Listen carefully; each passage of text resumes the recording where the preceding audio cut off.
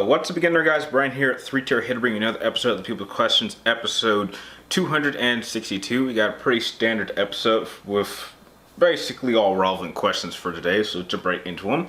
The first question comes from Santa Scarpino. You want to know, do I think that there will be an acceptable... Wait, let me rephrase this. Do you think that it would be acceptable to change the music and names of characters in dub of any anime nowadays? Well, changing the music I don't think is a big deal. Changing the name of the characters might be a little bit more significant, especially if they're more popular. Like if out of nowhere they decide that they want to change the names of characters like Goku or Vegeta from Dragon Ball Z or the Dragon Ball series. Something like that would be a bad idea. But if it's for a very unknown anime series and they think that they could change their names to draw in more people, then I'd say, hell, go for it. I mean, as long as it's not very, very popular and it's kind of unknown, then go for it. Next question comes from Gokusen. You want to know, how well do I think a composite Shepard would do against the cinematic version of the Star Wars verse? I don't quite understand what you mean against the cinematic version. So I'm guessing, what would Shepard do if he was in Star Wars? He wouldn't do anything. I don't think he would do anything. I mean, his whole thing was he was fighting against the Reapers. I mean, if he was in the middle of the Clone Wars, the most he would be is maybe a commander at some point. I mean, he wouldn't have his own little crew. There'd be no need for that. I mean, he is a soldier in and out. So he would find himself, he would only be relevant in the middle of a conflict. But if there's nothing going on, then, you know, there's really nothing for Shepard to do. That's why it really depends on what time period you're talking about. I'm guessing you said cinematic, so I guess you're talking about the movies. Well, I guess if he start off as a commander in the prequel saying we're fighting for the Republic, then he would eventually end up fighting for the Empire. I mean, he is a military person. I don't see why he would go against them, because the Republic turned into the Empire and he's a military man, so maybe he'd probably be with the Empire, possibly. Next question comes from Abil, and you want to know, how long does it take to make a versus series matchup?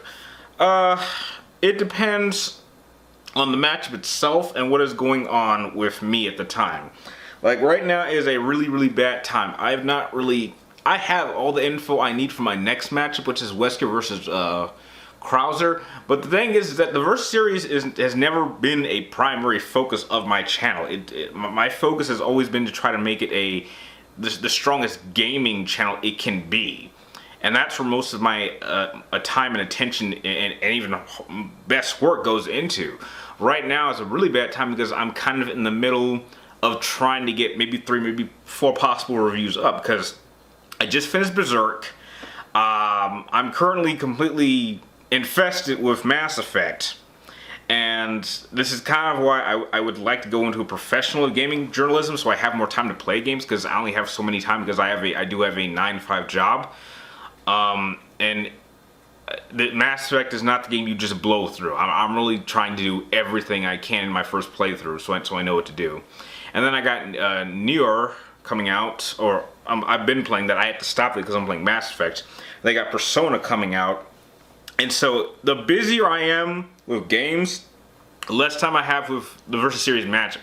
Now, if it's a very quiet time and nothing's really out, that's when you'll see the videos come out more often. But as of right now, chances are the next matchup probably won't come out till sometime maybe mid to late April.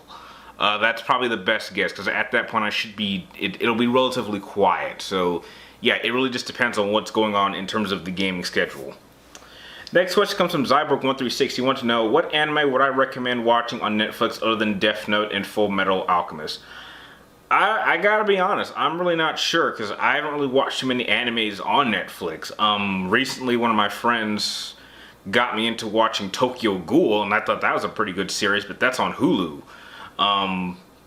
But in terms of Netflix, I can't really think of any off the top of my head. Next question comes from Matt Cruz. You want to know, who is my favorite Mass Effect character? Garrus. Easy. Next question comes from Richard. I kind of gave up on trying to say your last name, but you're right there. And you want to know, in my opinion, who is the most likable Final Fantasy main character? And I actually asked you about this in the comments of the last video, so you're very specific. In terms of main character, I'm stuck between either Terra or Noctis. It is certainly not Cloud or Squall. They're just too depressing. It damn sure is not Titus from 10. I don't really know Zidane that much from 9. I'm leaning more towards Terra. Because Noctis is a very likable character, but he seems to only be a likable character when he is around the rest of his friends. When he's on his own, he's kind of somewhat depressing. So it's really his interactions with his friends that make him so likable, which is why this is someone you would like to hang out with, because your presence brings out the best in him. As Terra started out as one thing, and by the end she kind of found her own path, whether she was with the group or not. I mean, even when she wasn't with the group, she wanted to be like a mother to a bunch of orphan kids, and I think that's very noble of her that she came up to that decision on her own without being influenced by any of her allies. So if I had to pick between the two, I would probably say that Terra from 6 is probably the most likable main Final Fantasy character, so I'd go with Terra. The next question comes from Hydroga Blood 881, and you had another versus question. Shishomaru from Inuyasha versus Sephiroth, who would win in my opinion? Putting Shishomaru against Sephiroth is an odd one, because if anything, I think Shishomaru versus Virgil makes more sense, because in my opinion they're perfect parallels of each other in terms of the franchises. I mean, I don't think anyone could deny that Inuyasha and Dante have a lot in common, just as Virgil and Shishomaru do. So I think Shishomaru will probably end up winning for a lot of the same reasons. I don't think he's as fast as Sephiroth, which is something that Virgil would definitely have. I think he's just more willing to use his powers, and he's much more disciplined. He's not about fooling around with his opponents or using his weapon in a very impractical fashion. And he very much is in total control of his demonic powers, as opposed to Sephiroth, who kind of holds back and is not very disciplined. He's very cocky, and it's those little mistakes that Sephiroth will make that will definitely leave him open to Shishomaru's counterattacks. So I think that in a practical sense, Sephiroth could possibly win if he was more disciplined, but I think that because Shishomaru is more willing to use his powers and he's much more disciplined combatant and swordsman, I think Shishomaru would probably end up getting the win there. Next question comes from Michael Beelan, and you want to know, what do I think is the greatest fourth wall breaking in a video game of all time? I would appreciate it if you would try to think outside of the Metal Gear Solid franchise. Breaking outside of the fourth barrier,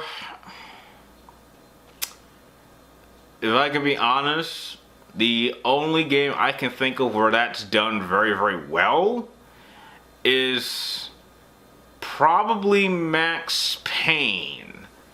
I want to say Max Payne 1, because there was this moment where Max was reading this newspaper and he was talking about things he was doing, and he mentioned how I can't think of the line, but I'll try to reword it. Or he's saying, I felt like I was in a video game and some person was controlling my moves, slowing down time, showing how badass my moves were.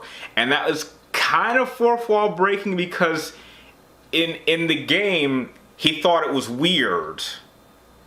But to us, he was just kind of talking what we were doing with his character, because he is in a video game. He just doesn't know it. So I think that's a little bit of the fourth wall breaking. But outside of that, the only other game I can think of that does that is maybe the Deadpool game. But hey, Deadpool was a fourth breaking wall character, so obviously you had to have that in there. But I would say Max Payne. The next question comes from Joe Ocolio. You want to know, for Metal Gear Solid characters, how about Psycho Mantis versus the Sorrow? Bit of a problem there. The Sorrow's dead. So, how could you have a fight between him and Psycho Mantis? He's dead.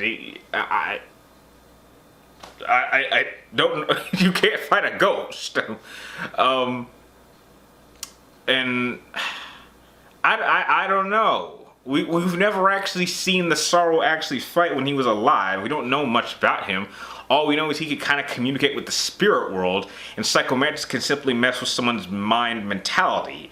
So I guess in a practical sense, maybe Psycho Mantis might be able to affect the Sorrow if he was alive, but you know, it's kind of iffy. I mean, but I guess you could lean more towards Psycho Mantis maybe, but if the Sorrow's dead, then I guess Psycho Mantis kind of wins by default. So next question is from Ladybug012. You want to know Nero versus Cloud? Would I do that? No, I wouldn't. I don't need to use Nero again. I think I did Nero pretty well in my Nero versus Virgil matchup, so there's really no need to do him a second time. Next question comes from JDS4696. You want to know, when do I think the next God of War game will come out? Either late this year or early next year. Next question comes from here's your name. I'm having trouble saying because I gotta move real fast. And you want to know, is there a reason why I'm doing Wesker versus Crosser because I dropped Sherry Birkin versus Rebecca Chambers or Chris Redfield versus Nemesis? Yes, that is the reason why I dropped those two. I don't think Sherry Birkin versus Rebecca would be all that great. And obviously Chris Redfield versus Nemesis will obviously win that matchup because you can't really... Jill only beat Nemesis because she was in the right place at the right time. Take that away in a straight-on fight, Chris could never win. And the last question of the episode comes from Ivan Gallagher. You want to know, if I had a single specific power from any universe, what would I pick and why? Teleportation. Why? Because it will allow me to travel anywhere at any time without any limitations. I could travel from here to work or here to meet any of you guys in person very, very quickly without having to travel or spend money on flights. And with that, those are all the questions you guys sent in for this episode. I'd like to thank you guys for making this episode possible. If you like this video, feel free to like, comment down below, and please subscribe to me future episodes of those questions. Like always, thank you guys for watching. You're awesome, and I will see you next time.